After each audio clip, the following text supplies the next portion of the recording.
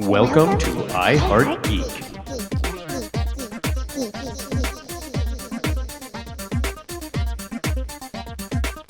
And welcome to another episode of I Heart Geek. Yay! Today we're talking about the dark side of Disney. And before I introduce our panelists, we are brought to you today by Walt Disney's cryogenically frozen head.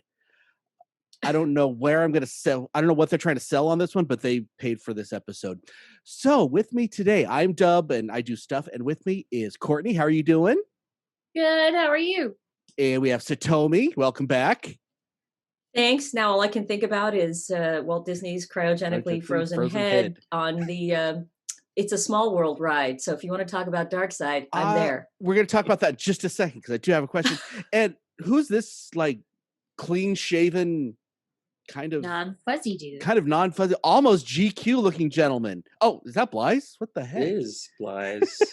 I wouldn't know without the background. I'm here and I'm clean cut and I'm ready to go. So is this summertime in Vegas? So you got to get rid of some of it. Is this a phase or is this something you're going to stick with for a while? I think it's something I'm going to stick with for a while. We're opening up here in Vegas, so there's a lot of amenities that weren't available before that are now, and Tara doesn't have to cut my hair anymore. Oh, I see. That's where the blame goes. I'm really grateful about that fact too. So, actually, we're talking Dark Side of Disney, and this goes for everything from the villains of Disney, the hidden things in movies. Ooh, and we know about some of those. Talks about some of the bad things that have happened in the parks, allegedly. We're going to cover all of this stuff, everything that is Dark Side of Disney. We all love Disney, yes. I mean, let's be honest, if there's no Disney Plus, we don't really have as much content as we have going. So thank you, Disney. And now we're going to talk about the dark side of you. Does anybody actually believe the cryogenically frozen Walt Disney head? I think it's true. I really, I don't think it's in Small World. I think it's under the Matterhorn. No, it's under the statue. In the center of Disneyland where you have the Mickey and Walt Disney statue, you open that up, it's an elevator, takes you straight down, and I don't think it's its head. I think he fully froze his whole body so that he could eventually come back once that he has taken over the world, which is very soon. He already has. He's definitely close. So I think in the next 5 to 10 years we're going to see a rebirth of I think the CEO of Disney, zombie Disney is going to return. Yeah. I think the CEO of Disney starts to go down, take that elevator, punch into the mainframe and say, Walt, what is your bidding? And then that's what happens. Yeah. Okay. Joking aside, I actually do think it's there. Speaking through a computer. Exactly. Talking like this. It's a It's small world. That's what I was thinking. It's Armadillo running Disney. Hi, Dave. Ooh, that got weird. So, do you guys? What about the girls? Do you think it's a real thing, or do you think it's just old wives' tale? Tommy, I think it's within the realm of possibility. Yeah. I do believe it's his from the rumors I had heard. Now, I did work there for a little bit. Oh, I'm gonna have questions at the park. Part of the Toy Story. For those of you who don't know, I was part of when Toy Story. I'm dating myself hard now. When Toy Story came out, it was the first show that took over the Hollywood Colonnade for its premiere. You went to the movie, and then you went next door for the Toy Story experience, and I played Cell Phone Cindy.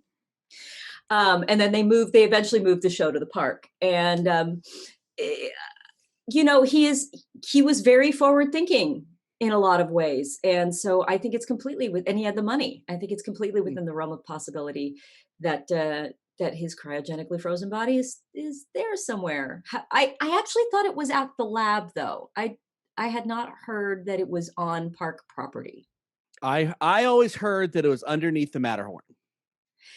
See, here's the thing is that in order for now, of course, they haven't figured out how to reconstitute a human body once it's been frozen because the freezing destroys the cells. But I don't think they would have had the technology for, Disney popsicle maintenance on property, unless he's like next to the Mickey popsicles. That you know what I mean? It's not like just stick him in Well, stick it in the fridge, stick it in the fridge. It's not quite that. let's be fair. They have the technology to abduct all those kids, shrink them into doll size, and make them sing on "It's a Small World" for the rest of their lives. They have the technology to do that. Yes, and the Maybe and hypnotize them and take over their. Maybe it's less popsicle and more like Mr. Freeze's wife, and he's just that's floating what I thought it was. in like a vat of goo that's super frozen cold. Goo Disney. The more we talk about this, the less I'm starting to believe it. So I'm kind of destroying my I own. feel like this could be an entire show just talking about Walt Disney's head. Well, what amazing things we would find in his head. So we're going to break this into a couple parts. We're going to start with, we're going to start with the, what is it we're starting with? With the parks, with all the dark side stuff we know about the parks. So we're going to talk rumors. We're going to talk about all that other stuff. So what is your guys' favorite dark side of Disney thing that you know about the parks? My favorite thing is Code White. And what Code White is, do you know what it is, Satomi? I don't. Okay, what Code White is supposed to be is anytime that someone wants to dump the ashes of their loved one in the haunted house or the castle or whatever, they call a Code White. Now, it happens frequently enough that it has its own code. So I think that is actually a true thing. I think that's they also really apparently have policies in place as to clean up when that happens. So if you dump your loved one's ashes at the Disneyland park, it will get vacuumed up and properly disposed of, because that is considered a safety hazard. It's a biohazard. I don't know. Sure. Hazard. It's a what hazard? Biohazard. Yeah, well, yes.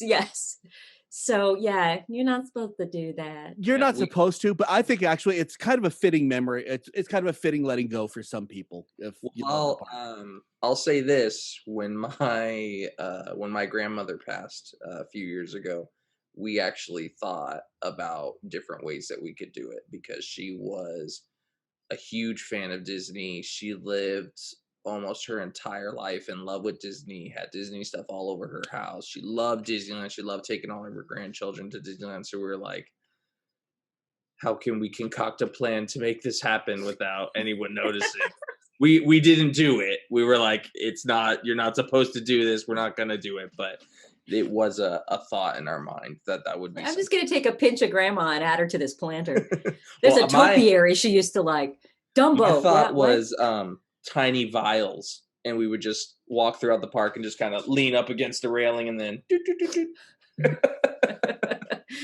Yeah, but then like the cleaner guys would come by with their little just follow us all over the park. This guy's up to something. Yeah, they're definitely cleaning. And well, you have more cameras on you at Disneyland than I think you do at any casino, and that's saying something. Because I know you are watched every second in the casino. I can only imagine what it is at Disneyland. Next one I want to hit on is some of the deaths. And this is the first one. This is one I want to talk about if you guys have any. But this one's the interesting one to me. The day they opened the park, or they'll open the haunted house, they opened it for a preview. And on the preview, it was, I guess, so terrifying to somebody that they literally had a heart attack and died. They shut down the park, or shut down the theme. Said you got to make this less scary, and that's why we have the sanitized version that we have today. No, that's not true. No, that I saw it on the internet. It's true. So what's the real story on it, Toby? That death didn't happen. The Haunted Mansion was actually designed that way. There were, and I forgive me, I don't remember the names of them. So if somebody else wants to take over, I don't have to, talk this whole time. But there were two designers who were arguing the whole time they were designing it about whether it was going to be scary or whether it was going to be more family friendly.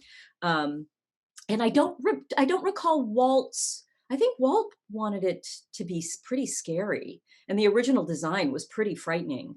But after he passed, these two designers kind of duked it out and finally decided that the scarier bit would be the beginning and that the quirkier bit would be on the second half. And that's what was created and then it was an instant hit.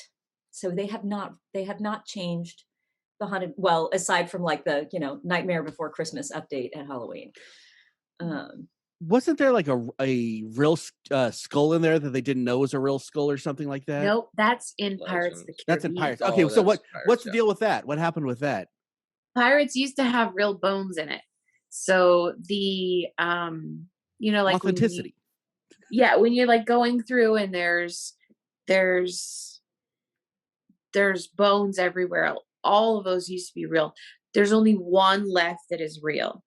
And that is when you go into the room and there's the big bed and it's the pirate captain and he's in the bed and he's surrounded by treasure and all that stuff. His skull is a real human skull. All the rest of them have been replaced with Disney magic versions of them all. I had a friend who used to maintain the wigs on that ride. And first of all, it's one of my favorite like nostalgia happy places. I can right now talking about it, I can remember what it smells like as soon as you walk in. And she said that working on the wigs on that ride was the most unnerving experience. I bet. It's all dark and creepy, and when the music's off, there's no sound, and then you have all these animatronics just staring at you, and then I'm sure maybe she's not the only one down there, but she's one of a few, so it's empty and just, the park itself, they say when they shut down the park and all the music is off and the lights are off and there's nobody around, it's just eerie because it's just a place that's full of life normally, and then it's complete 180 that you don't expect out of small that world that way. I bet it's I've actually been in the park when it's closed. Yeah, what's it like? It's unnerving. We didn't stray too far, but like any place that's usually bustling with people, it's unnerving. It's a little odd. So there always seems to be a tumbleweed in the background just rolling. Right. I have to amend my comment because I actually think it might be the skull that's on the wall in that room. But I do know that's in that room. I can't remember off the top of my head, but it's either the pirate himself or there's like a crest with two sabers on the wall. I think that that one Courtney. Too. I think it's like above the thing. Because they don't want people touching it, I'm sure. Well, and we have I'm sure we have a bunch of listeners who know which one it is, and they can correct me. And they will. Tell us. Do that. Right. Please tell me which one it was, because I can't remember which one it is now. Now, I know that everyone else on this panel is believers. You guys kind of buy into the ghosts and all that stuff a little bit. What do you guys think about some of the ghost stories? And what is your favorite ghost story as far as Disney goes? Disney parks. This can include Disney World, Disney Paris, whatever. No, let's not talk about Disney Paris. That sucks. No, not anymore. I've never been there, so I don't know. When they changed it from Euro Disney to Disney Paris, I got that. So they have the fake. That was another one that there's a rumor that somebody died at that haunted house. People have died everywhere. Yeah. So what's your favorite World ghost story? Parks. Did you guys have a lot, Satomi, especially you, was there a lot of ghost sightings as far as the cast and all that, or stuff that you guys have heard of? I have to say the one that I've heard of that I enjoy, that I think is baloney, but it's fun to think about, is Walt himself. And I'm sure everybody knows that there's an apartment he used to keep, and it's above the fire station, and you can't in Main Street, on Main Street, and the rumor is that you occasionally, if you look up there, you'll see him kind of looking out the window, kind of surveying the park again. But there's a light in there that's supposed to turn on. Yeah, that kind of flickers on. None of the cast can explain it, but it just turns on every now and then. And I mean, whether you believe it or not, I think that's a charming that's a nice ghost story. thought that even though Walt's gone, he still keeps an eye on the park he created for people so many decades ago. Yeah. From us talking Dark Side of Disney, I sure am happy right now. Jeez. Well, the story I heard on that, and I'd say this is how you know they're not true, because everyone's heard a different story, and they're all just, I know it, and I know what happened. Apparently, the light would only be on when Disney was alive, when he was there, and that was the sign to all the workers that Disney was on property, because the light would be on. And now it's on all the time because Disney's always there. But apparently, after he died, they weren't doing the light on all the time, and so they turned the light off, and a housekeeper was cleaning in there, and the light would just pop up all of a sudden, and no one could explain it, and that was supposed to be Walt still there. Yeah, keep turning it on. Well, he just feeds off the small children that are wandering around lost in the park. He steals them. He's the original Pied Piper.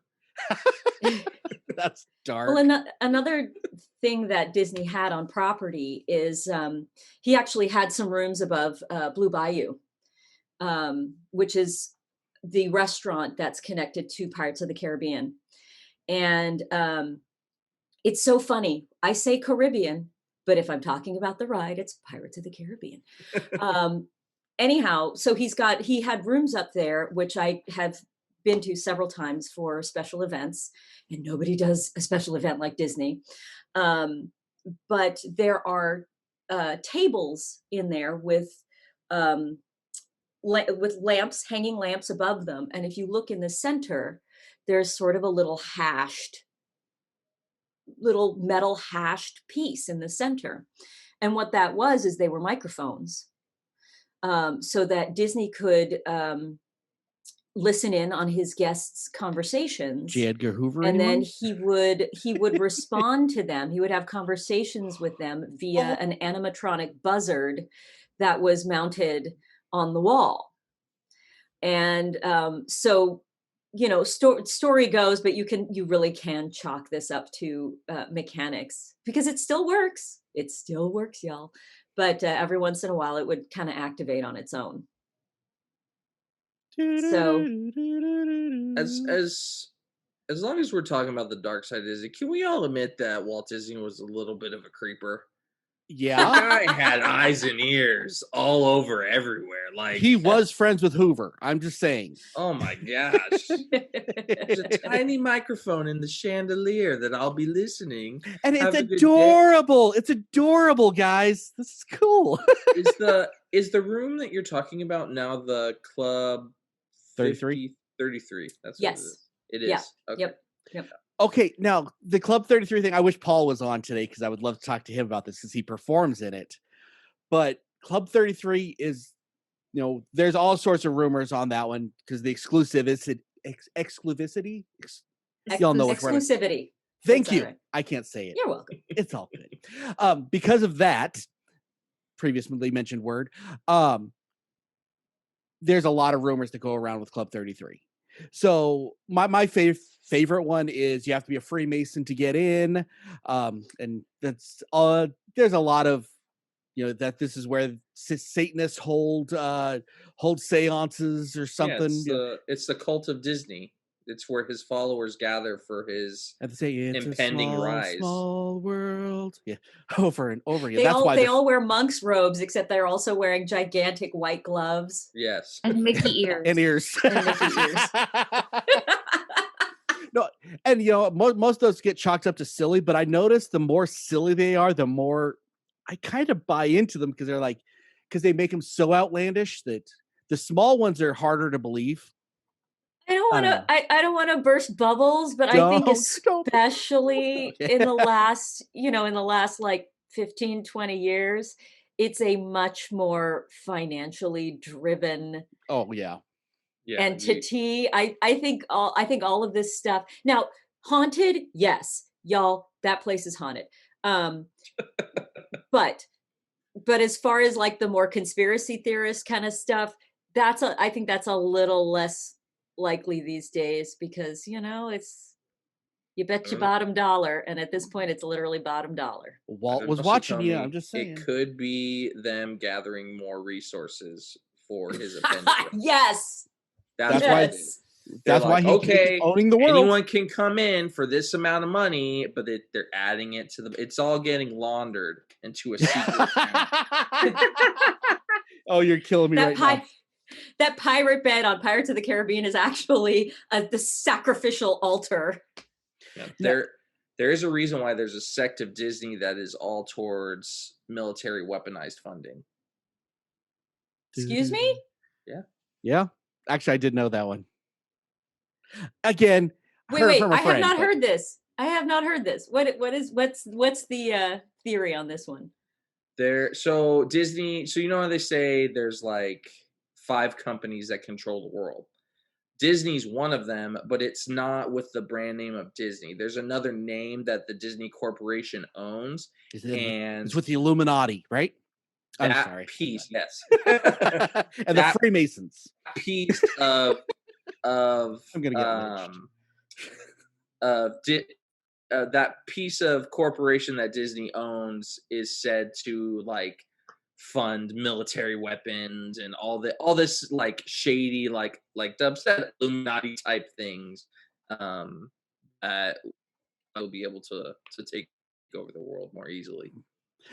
I mean, this is fun stuff to talk about. I don't buy into it, but it's fun. Yeah, no, Yeah, of course. I'd say everything that we're talking about, honestly, I don't know if anybody actually believes, but it's fun to kind of live there. Now, speaking of fun things, this is the last thing I think we'll talk about as far as the parks go.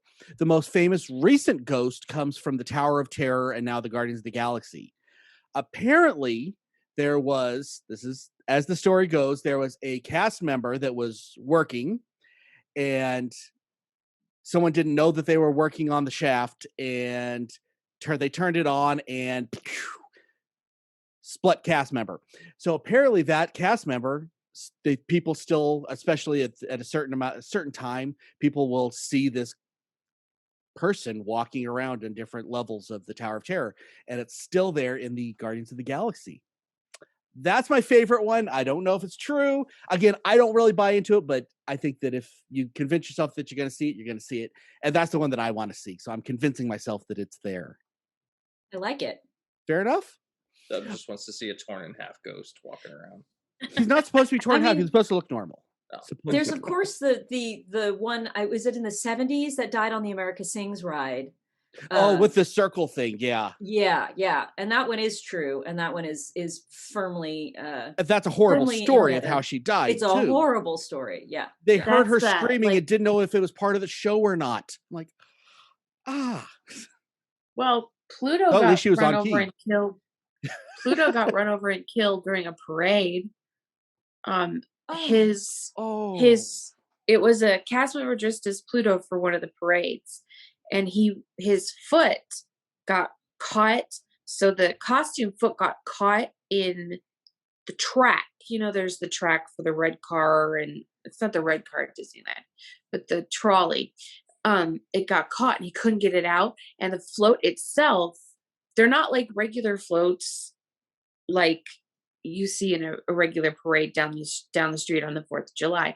Everything is timed, and a lot of it's automatic. And I'm sure Totomi can attest to this. His foot got caught, the float couldn't stop in time. They couldn't shut down the rest of the parade in time, and it just ran right over the top of him. Oh, that's ugly. You're welcome. Thanks. I win. I just killed the room. Yeah, you win. Oh. You win. You literally killed one of the world's favorite dogs. Could you imagine those poor And former traumatized planets. children watching the parade? Oh, yeah. I wonder if they got a free Like, well- day at Disney for that. How do you therapy your child? So we were at Disneyland last weekend, Doc, and Pluto got run over by a reindeer. Yeah. That was really good, actually. Well, I mean, those feet are treacherous. I'm going to try to lighten it up for a second. When we were doing Toy Story, we had a Slinky dog, and so that's 2 people.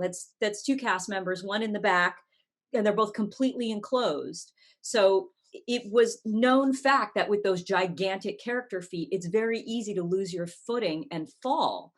And we were in the middle of a show, and we were all singing, and I just heard voices dropping out, and I couldn't figure out what was going on. I came around the corner, and Slinky Dog's front end was down, like laid out on the ground. Man down.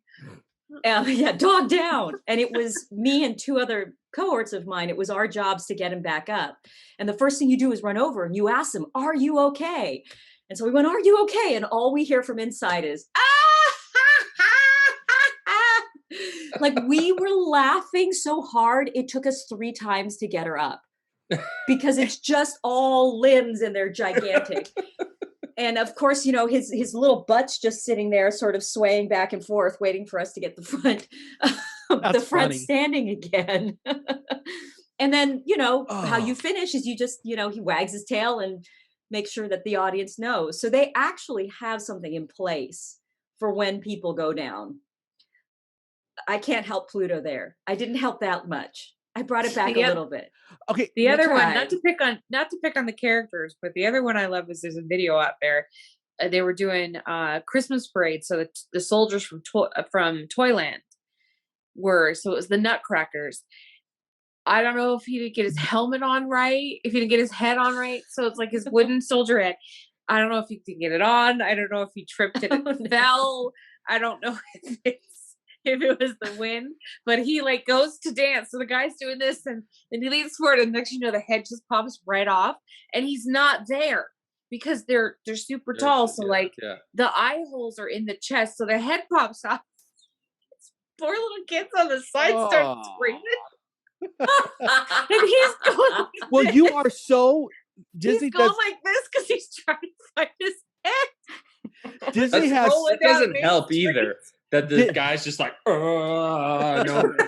And Disney immerses you in that world, so it is hard to separate fiction from reality on that. I mean, especially when you're a little kid. Yeah, that's on YouTube if you want to watch it. It's really very funny. I'm gonna look that up.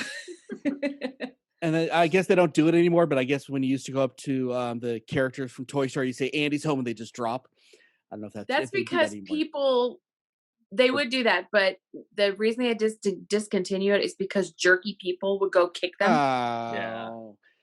People, so now it's for the sucking. safety. It's for the safety of the cast members playing those characters. I mean, if we want to talk about some other some more of the like legal dark side of Disney, there have been many characters who have been accused of things like groping. And Disney has repeatedly won. Disney has repeatedly won because either the person showed up in the costume or they brought in the costume. And it was always characters where they had zero control over the hands. Like, you know, like Porky Pig was one of them. And the hands were like a foot long and they were just sort of flopping there. Yeah, I remember one woman sued Disney because she said the guy dressed as Winnie the Pooh groped her, and Disney won because they had a video of like where his hand had ended up, and it ended up in an improper place if you don't ask for consent. But what Disney proved is like, here's the human arm, the hand was here. So all he did was just flap his arm around the girl's waist, and it ended up the empty floppy hand that was not his ended up where it shouldn't have. Right. But it's because of the nature of the costume. He's like, well, and the other funny thing that I get is I have a friend who does Friar Tuck and Goofy, and she's a girl. Lots of times people don't realize that Mickey is always a girl. The characters are played by whatever gender is small enough to fit in whatever the costume is. Yep. And so they'll start screaming, he groped me. And it's like, no, she didn't. No, she didn't. Right, that girl is 4'9". Yep. Yep. Oh. And this costume is 6 feet tall. So you figure it out, guys. Right. Okay, let's move on and get to, before we move on to the movie side, we are going to do our listener feedback.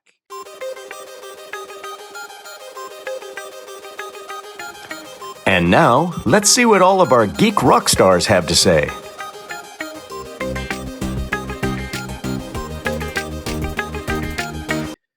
So we got a lot of listener feedback today for our question, who is your favorite Disney villain and why? There was a lot. Because there's so much, I'm only going to only be able to read a couple of you. So again, there's always that disclaimer. Don't be mad at Courtney if I'm not on air, because there's just so many of you. But we love all your feedback, so keep it coming. Michael Dellis, if I said that last name wrong, I apologize, Michael, says Gaston. He's partial to this character because he has several reasons. Number one being he has the pleasure of playing the role in a musical production of Beauty and the Beast, and it is the perfect combination of slapstick comedy and professional wrestling heel or bad guy. Which I always thought was a good one. Eugenie Taylor Ray says Cruella Deville because skinning puppies for their fur. Really? Sorry. That's pretty about as dark as you could get. That's Pretty much. yeah. Driving around in like a maniac in her exhaust belching deathmobile. The main reason she's truly one of the best villains to Eugenie is that she's just human with no superpowers, no witchcraft, just driven by pure greed and lack of empathy. Something I really like about 101 Dalmatians is that in the end, it's not the puppies that defeat her, but her own recklessness and her competence take her down. I think that is a fantastic episode. I'm having a day, guys. I'm sorry. Fantastic answer.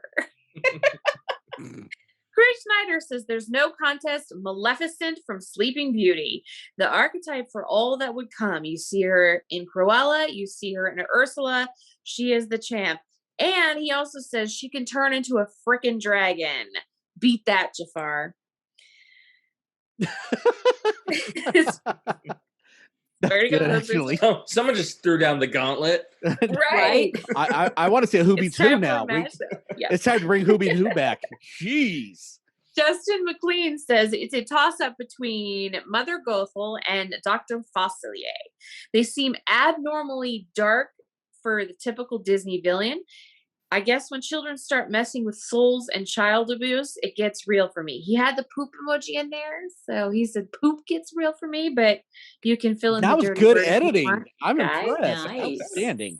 Family friendly with the And Oscar Vlad Rivas says Judge Frollo from The Hunchback of Notre Dame. He is the perfect representation of hypocrisy of those who claim to be of faith. As the opening song says, he saw corruption everywhere except within. He was willing to drown a baby because he saw it as a monster, but raised it only because he feared for his own soul. He also wanted Esmeralda and was willing to burn down all of Paris, even though he still accused her of witchcraft. His ending scene was the perfect example. And there were so many more wonderful ones, guys, but just don't have the time. So thank you and keep them coming. Thank you, guys. We do appreciate it. You guys are awesome. You make the show better. I say that all the time, but I really do mean it. I love Dr. Facilier. Now, I do want to take a quick break here, and I want to encourage everybody to give to the GoFundMe that we have up in the title description for our friend, our past friend Dino from the podcast. This is just, it helps to support his family during this time. It is paying for his funeral costs and all that. There is no better cause for us to ask you to give to right now. So we love you, Dino. Miss you. And God, that's why I hate doing these listener feedbacks now. Because he was always had the listener feedback. And he always had about a second. Ooh, okay. We do them in honor of him now. Yep. Okay, so now we're going to talk about the Disney movies. We're going to talk the villains. We're going to talk the little hidden things that are sometimes hidden in the movies. We're going to talk some covers that shouldn't have been seen. Ooh, controversial.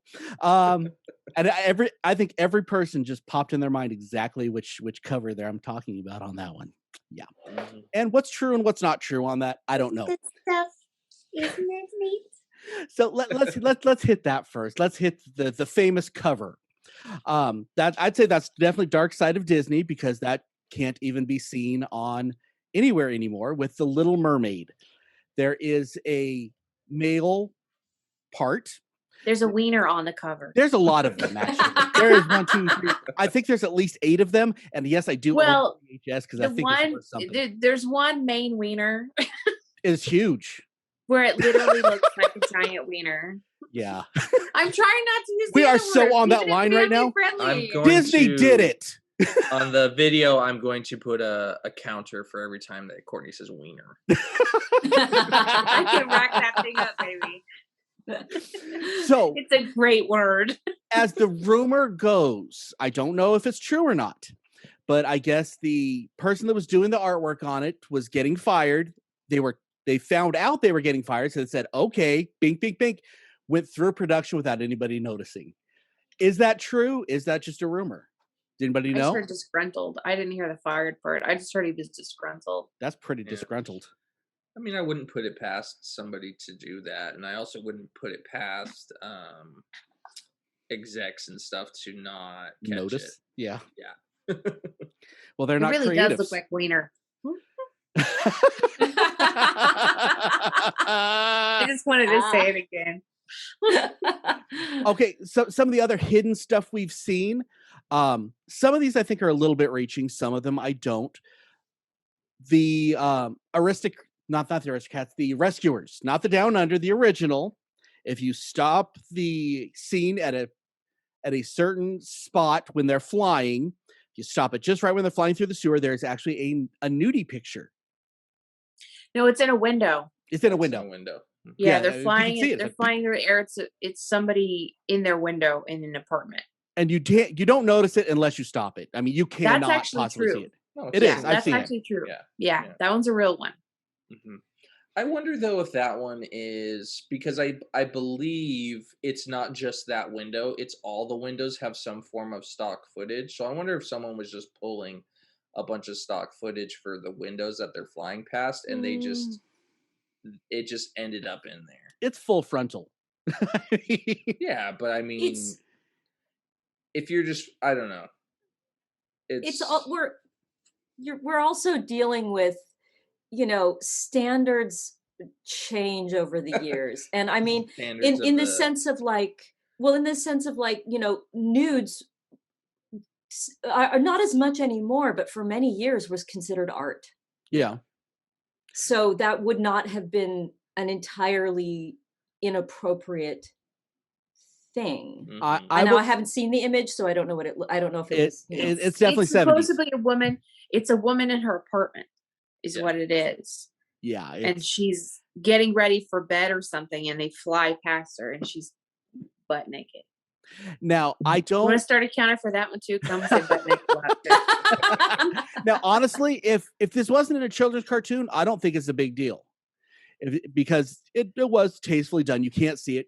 The fact that it's hardly noticeable. But I love the fact that it took at least 20 years before anybody noticed. Well, we didn't start watching movies frame by frame until the internet and YouTube became big things. So no one was. This is what happens when people don't crawl out of the basement anymore. I'm just kidding. I'm just joking. I'm sorry, people. I know it's none of our listeners. Let's see. We have now this one I think is reaching. The Lion King, when they're rolling around and they hit a bunch of leaves, it spells out sex with some of the leaves. I think it's reaching. I don't think it's really there. I think people want to see that. Mm-hmm. Do you guys buy it or do you not? No, not really. I think people see what they want to see. Yeah. Okay. The Aladdin one, and it's funny, these all came out at the same time, and it feels like this was made they did this stuff for teenagers to have something to talk about to get them watching the movies. I really think this is, and I think that they started most of these rumors. The underneath on Aladdin said something about be good little teenagers and take your clothes off or something when they're no. What it is it's when he's Prince Ali, mm-hmm. and he flies up to the balcony, and Raja goes after him. He goes, good kitty, nice kitty, down kitty. And the debate is whether he says, take off your claws or take off your clothes. So it would be good kitty, take off your claws. Because Raja has his hands in his Prince Ali costume because he's trying to keep him. So the debate is whether he actually says take off your clothes because he's a perv. Now or he says take off your claws to Raja. Now in high school, yeah, I was in high school about that point because I was driving to the theater at that point. People would actually say that they watched it in closed caption and that's what it said. So I never saw it. Yeah, but I mean, come on. How many times has closed caption had some really horrid like autocorrect Siri level mistakes. It was like text to speech or speech to text. Yeah. It's bad. Yes. Well, and yes. with that one, I have to honestly say it's muffled. The take off your whatever it may be is muffled because he says it under his breath. He's like, it's like, so you don't know it's claws or clothes. I'm sure it's take off your claws. I'm sure it is, but I think that Disney loved that they had that controversy because older kids are going to go watch this now several times. I could see why some over rambunctious people might hear something else. Because I was that teenager going, okay, get the DVD out or get the VHS out. Oh, okay, pause. All right. I got to turn it up. So you turn it up and then mom's like, why is the TV so damn loud? So I'm investigating, Mom. Leave me alone. I'm doing important homework, Ma. I need to know if Walt Disney's cryogenically frozen brain is telling me stuff. Let's see, what's some of the other ones that are fun? The Roger Rabbit one? What's the Roger Rabbit one? Oh, you haven't heard this one? No. Okay. So Who Framed Roger Rabbit? Eddie and Jessica are in Benny the Cab. And it's when Judge Doom dumps out the dip and Benny hits it and they slide and he crashes into a pole, and then both Eddie and Jessica are dumped from the car. And Jessica does that little spin across the bump, but across the grass. Well, at one point in time, she's facing the cartoon is facing toward the camera and her legs are kind of spread. Well, in the original version, she wasn't wearing any underpants. She did a full Basic Instinct? Yes.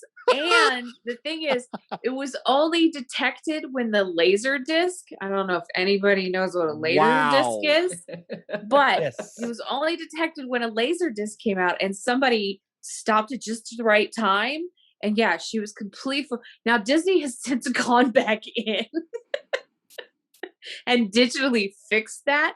But yeah, she would spin and there's all of Jessica Rabbit for everyone to see. Split second, you can't see it unless you stop the screen. I'm assuming that this was very like Barbie Ken doll style of I don't. I never saw it, but I'm gonna have to look it up on YouTube anatomically now. incorrect. Shall we it's say? gotta be. There's no. I mean, unless they knew what they were doing and they're like, just animate it.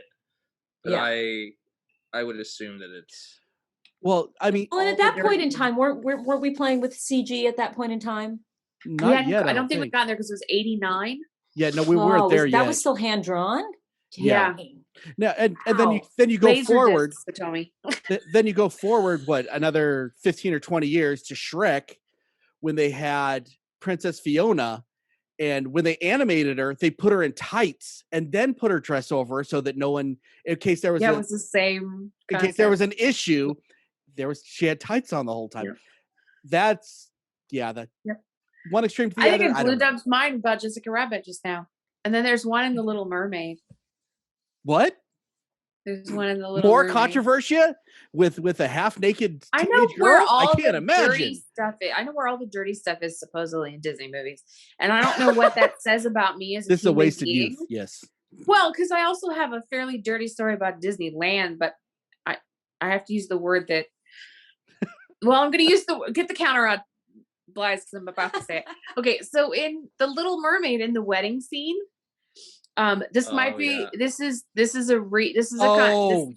be there, might be not. So what everybody else's thoughts. That's if you want to see it. The belief is that the priest has an erection on one angle because his vestments are tinted.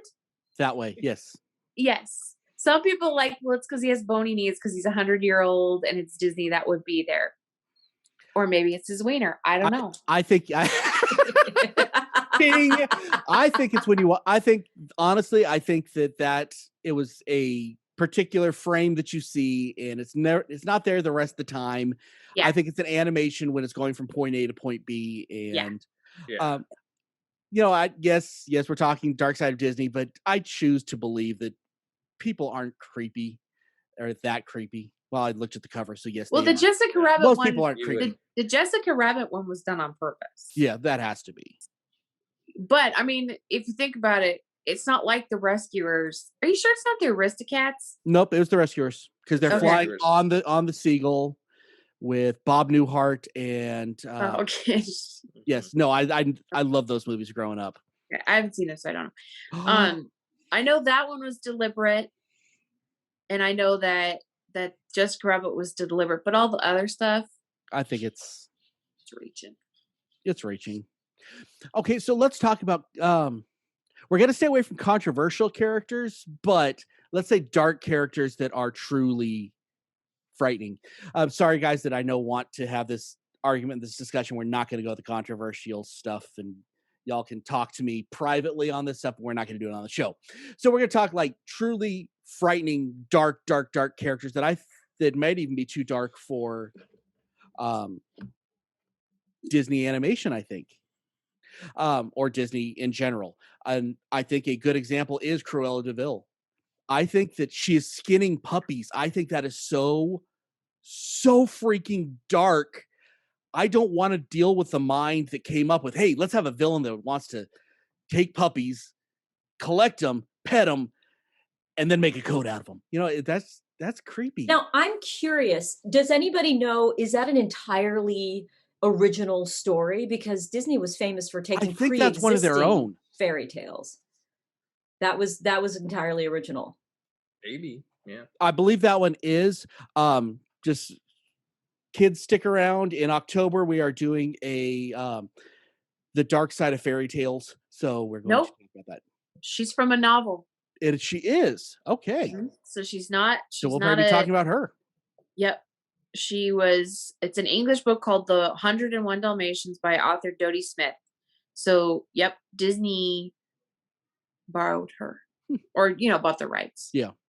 One thing I will say, one thing I like about the live action with Glenn Close is they explain why she goes after the puppies and not after full grown dogs. I know that sounds weird. I'm guessing that's because they're softer.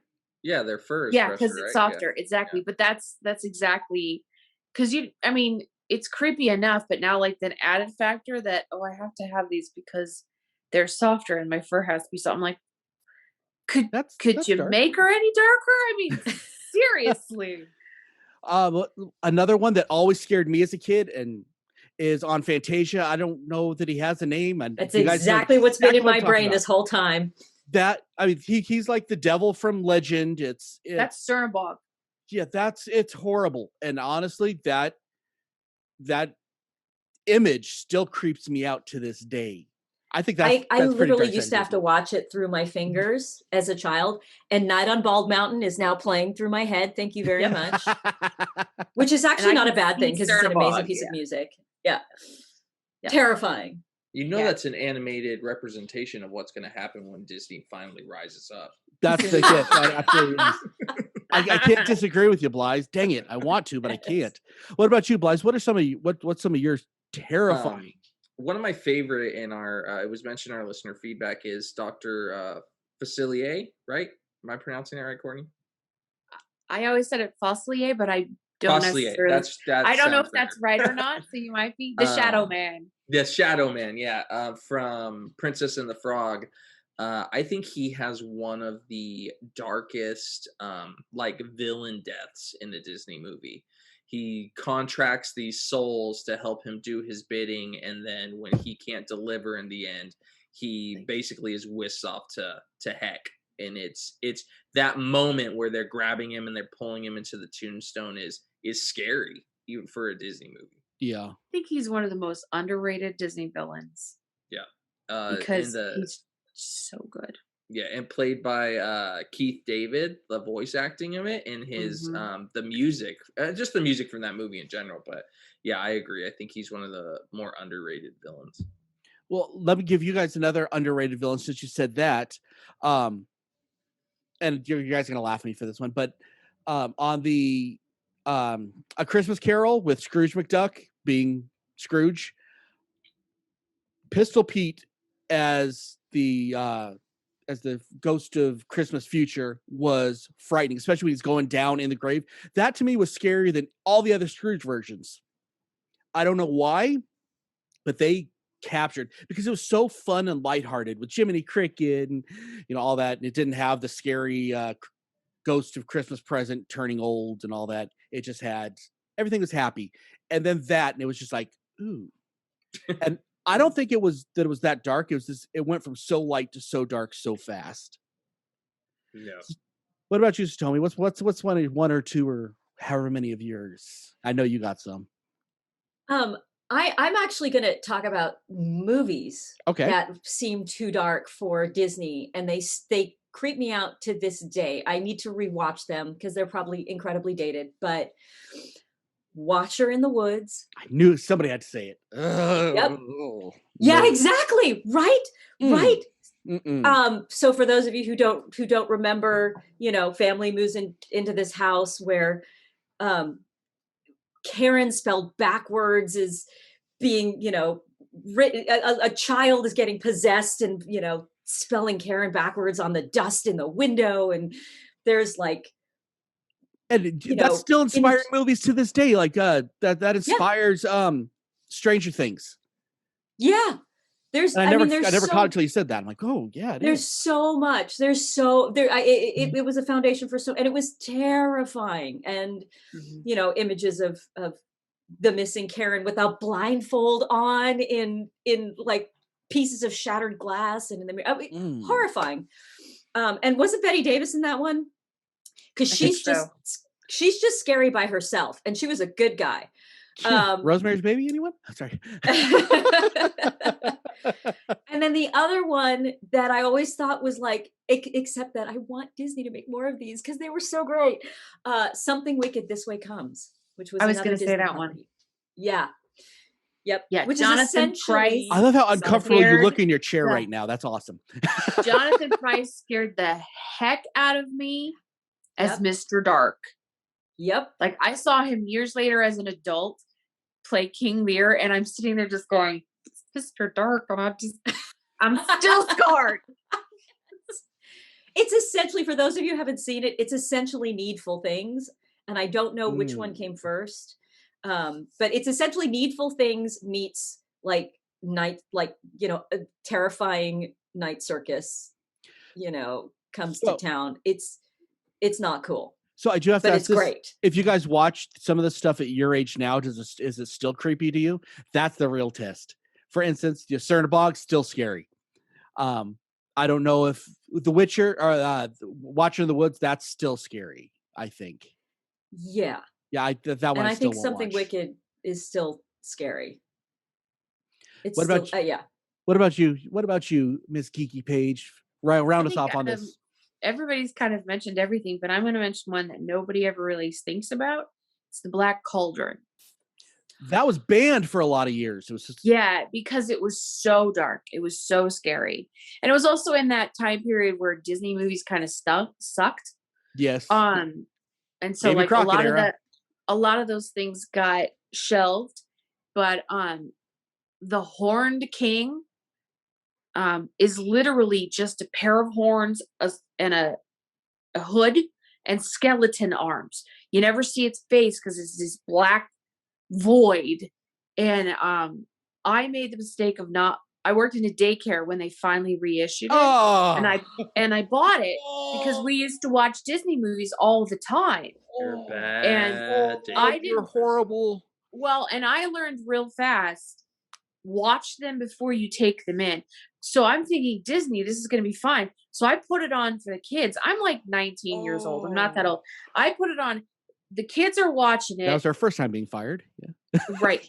And I'm walking because it was a daycare and a gym. So there was a baby area and then there was a play area. And I was walking the play area and I came around the pony wall and I looked in and literally the Horn King has this body in his hands and he's holding it above this cauldron. Oh. I jumped over the wall. I literally jumped over the wall, which is the pony wall, ran to the VCR, and I'm like, we're not watching this one. Don't tell your parents. Kids are just sobbing. One kid. Right, I'm pretty sure, like, if there was sound effects, there would a lot have been like, zoinks, as I'm jumping over the pony wall and just running as fast as I can, going, we're turning this off. Let's do the chicken video. I mean, it was just baby shark. I had a chicken dance video, and I'm like, I'm gonna put the chicken dance video in. And we're gonna watch it before you show it. I'm scarred for those children, you know? Right. And I took it home. So I took it home and I watched it that night because I'm like, what the oh. You so got guitared. Wow. Oh my gosh. Courtney. Wait, we had a wiener count going. And so many wieners, and now did that just click on you too for that one there, Blythe? Did you? Okay, so it's just gonna be a general. Okay, so would you like to finish your story? Sorry. Would you like to finish your story? I can't believe I did. I'm traumatized now. You deserve it. Yeah, just like those kids. After what you did to those kids. Gosh, after what I did to those kids. Okay. Okay, I'm better now. So I took it home and I watched it because I was trying to see what it was all about. And after I finished, I was like, I can never bring this back. This is terrifying. This is not a child's movie at all. The goblins are scary. The Horn King.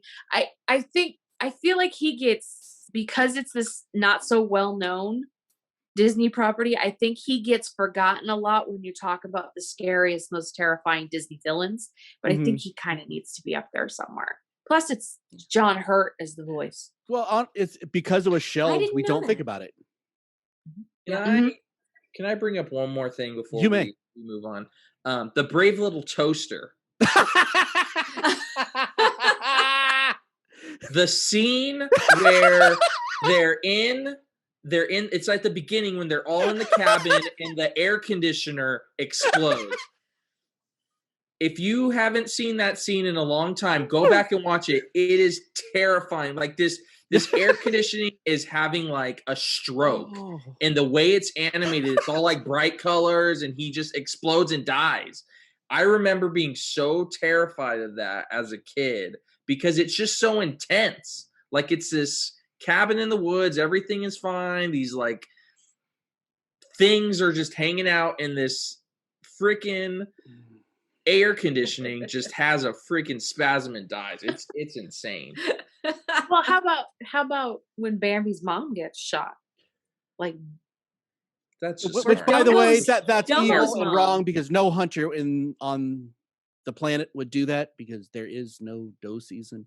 I'm sorry. Yes, but it doesn't serve the plot. You're right. She has to die. You're right. I think you're giving hunters a little bit too. There's some people out there that are pretty messed up. Some people suck in everything, but that's preoccupation with killing off the mothers in their film. There is something to that. Nobody has any moms except for Tiana. They gave her a mom, and Moana has both her parents. Moana has a mom. So the modern families get to keep they everybody. took away Moana's grandma. They always kill off some family member. Mm-hmm. Yeah, Disney really has an obsession with death of a parent. I mean, there's really no bigger place to rise yourself out from than the sadness of losing a loved one. Ouch. Okay, let's move on to a main event on a lighter note. Now it's time for the main event.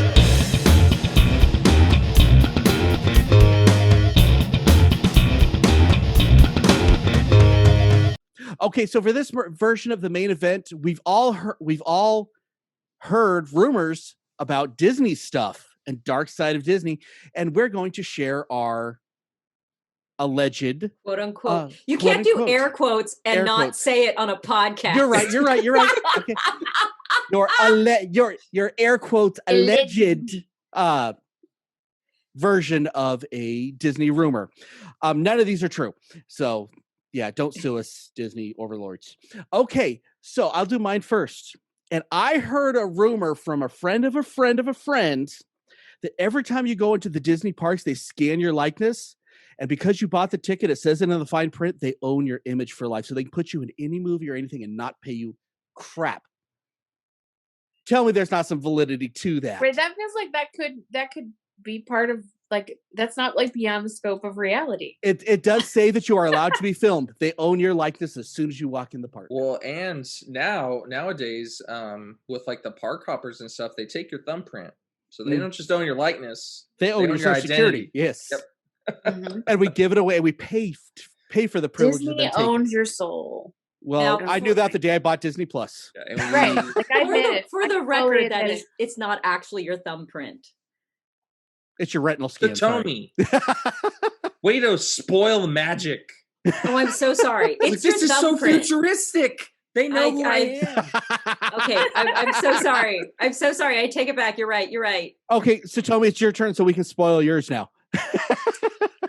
So when I was working at the park, I heard from a friend of a friend's cousin who was friends with another friend that those microphones we were talking about in in Club 33, that Walt Disney was actually secretly a KGB agent, and so when they would bring, I'd buy that. You know, they would bring important political figures as guests to Disneyland. That was actually so that it wasn't Disney listening. Or he was taping everything and feeding the secrets to the Soviet Union at the time. No. On the flip side, I just heard he worked for Hoover, and it was kind of the same thing. Only with KGB, it was FBI, which is just as bad, or CIA, which is just as bad. So, you know what? I know that one is so believable. I can't even poke holes in it, no matter how much I'd like to. How about you, Courtney? So what had happened was, I was getting my nails done, right? And the girl was telling me that her sister's friend's boyfriend's second cousin's uncle, twice removed, had told her that some people had broken into the animal kingdom in Florida, and they were going into the elephant enclosure because they were trying to steal the tusks, because, you know, those things are worth like a lot of money and some stuff. Well, then the elephants got mad, and so they trampled him to death, but they didn't find it until the next morning when the first safari went in, and the safari guard said, "Oh, that's just red paint underneath those elephants." I buy it. I 100% believe it. So, well, especially when people have died. You want me to not spoil the magic? People have died. Oh, they've drowned in the park river. and doing things. Yep. They've drowned in the river. Yep. And when they used to have live mermaids, people would swim out to them and meet their demise. Ooh. Blythe, what about you? What did you hear? So I was trying to think of a way to do the whole Ant-Man thing. But I'm not that talented. So I heard from a friend of a friend of a friend that the monorail has seen many a skull being run over when trying to enter, and that's why they did commissioned it for a while. Well, I'd say that I saw that on the internet, so it must be true. I was researching this on YouTube, and actually, that's from what I understand, that's a Is real. that a real one? That's a real one. Uh-huh. And It happens. because people would jump out of the people mover trying to jump onto another people mover, and there's a place that the tracks cross, and they do it and get crushed by the monorail. Oh my gosh! It's the same reason they got rid of the sky buckets. Well, there's another rumor on that one, but go look it up for yourself on the YouTube. On the People, stop trying to kill yourself at the at the It's magic. magic. It's happy. Be Don't happy stand there. up in the sky buckets. Don't try to jump off the people mover. And for God's sake, don't stand up in the Matterhorn. No. Oh, and don't lift your arms on Space You'll Mountain. get decapitated. I'm not sure that one's true, though. I 100% buy into it. I'm really I've never had a short. Have you problem, seen and I how always close lift my those things arms. are? You can no feel way. There's no way they would It's- design a ride so someone who lift their arms. They would. No, You'd it's have not to the be, lifting of the you'd have arms. to be incredibly tall with very long arms. Yeah. From what I understand, they had a someone before they had it so it locked that you couldn't pull the deal off. Someone unlocked it. It popped up when they went down and then up. Their body See, stayed there. that makes sense, though. Because like the old That does make Matterhorn sense. rides had the same problem. Don't Yeah. take your Before stuff they off. put the We before call they this the built Darwin Awards. Yeah, they built the new ones. You could stand up in those old toboggans, and if you stood up, you would crack your head as you went in the thing. You like decapitated. So they had to change the So I'm sure it never happened to me. So. On a happy note, we all survived Disneyland and we're all going back. Yes, because it's open now. and I can't wait to go because I have not seen the Galaxy's Edge yet. This was the show. Thank you everybody for joining us. Thank you to Blythe and Satomi and Courtney. Go to our YouTube, like everything because we like it a lot. Go to our Facebook, go to our Patreon, subscribe to stuff. Give to our GoFundMe. That's going to be up going for about another 2 weeks. Love y'all and keep on geeking on, kids.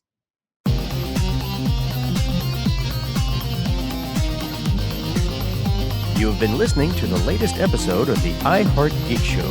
Make sure you visit our website at www.iheartgeekshow.com. Make sure to follow us on Instagram, Twitter, and Facebook. And if you check us out on YouTube, make sure to like, comment, and subscribe. And keep on geeking on to all of you geek rock stars.